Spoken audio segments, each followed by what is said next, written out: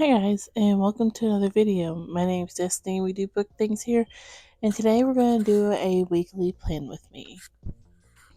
For this weekly plan with me, we are setting up my fortnightly plan, my monthly task list, and my first daily.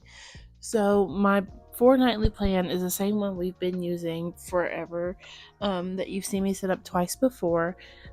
It is just the 14 days all lined out, and then a habit tracker for those 14 days.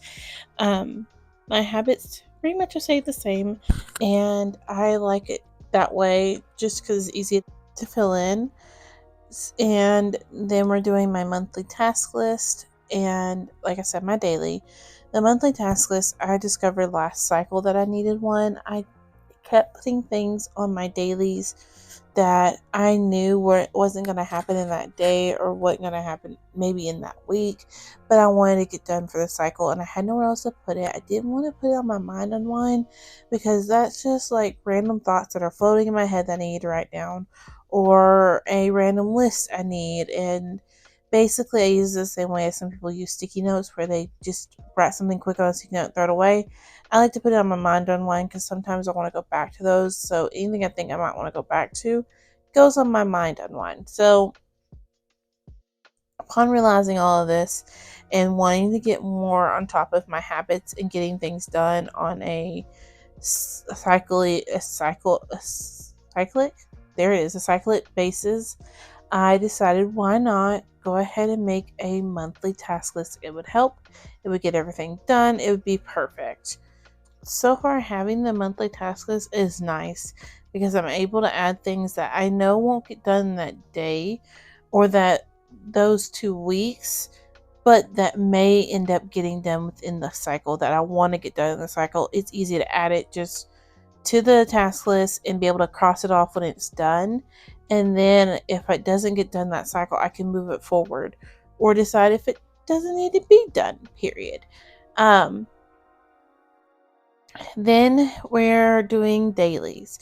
So my dailies, if you have watched my journal fill in with me or anything of those videos, you would have saw that my dailies typically are just a running task list, and then I just add the top title with the day I'm working on, and then the very next thing is the next day, all that. Instead of doing it that way, I'm doing it where it is a day per page.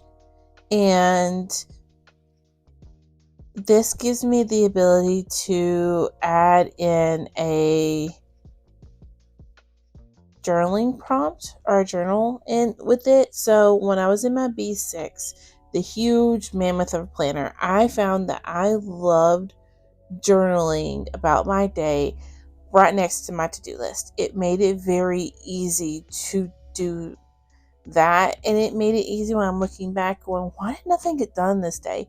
There's a journal that right there that says, oh, I had a huge toothache, or oh hey, I had a major headache, or hey, my feelings got the best of me today and it just didn't happen, because we all fall off the wagon every once in a while. So it was really great to know that, okay, this is why things didn't happen, or this is why things went the way they did. And I was craving that in this journal. And with it being a traveler size, it's much smaller. And I was trying to figure out, do I want to do like a same thing I've been doing, just add a journal below and then keep going? And I decided no, that I wanted to do a page per day and see how it worked out. Even with a page per day and everything I've been doing in this journal, if I haven't made any mistakes or anything, would last me about 6 months. I'm looking at this one lasting me about 4 cycles, because I've done a lot of experimenting, but I'm trying to get my personal task management system down. So my personal journal, the functionality side of it down as much as I can, like how I want it to run. That way I can just do my decorative elements change every month, but my planning doesn't. Um, I don't think that's going to happen. I like to change things too much, so I don't see that happening, but hopefully. But now I'm doing a day per page. This week, I've been super busy. I've been falling off. I've not been doing what I need to do as far as getting in here every day.